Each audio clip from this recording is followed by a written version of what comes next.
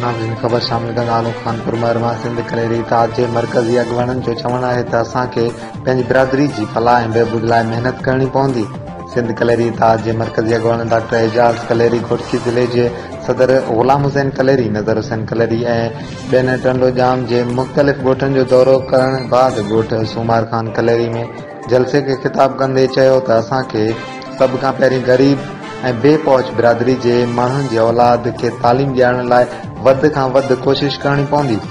हुननि चयो त सिंध कलेरी इताद पारां वेलफेयर पिण रजिस्टर कराई आहे, जंहिं वसीले बिरादरी जे मुस्तहिक़ माण्हुनि जी फिलाह ऐं बहबूद लाइ जदोजहद कई वेंदी। हुननि चयो त असांजी अवलीन कोशिश आहे त सिंध जी कलेरी बिरादरी खे हिकु प्लेटफॉर्म ते गॾु करे पाण में सभई वेचा ख़तम कराया वञनि। हुन मौक़े ते एडवोकेट अहमद खान कलेरी, गुलशेर कलेरी, सावल खान कलेरी ऐं ॿियनि पिण ख़िताब कयो। लाइक कयो असांजे वीडियो खे, वधीक मालूमात जे लाइ सब्सक्राइब कयो असांजे चैनल खे, बेल आइकन ते क्लिक कयो त जीअं ईंदड़ वीडियोस अव्हां ताईं वक़्त सर पहुची सघनि।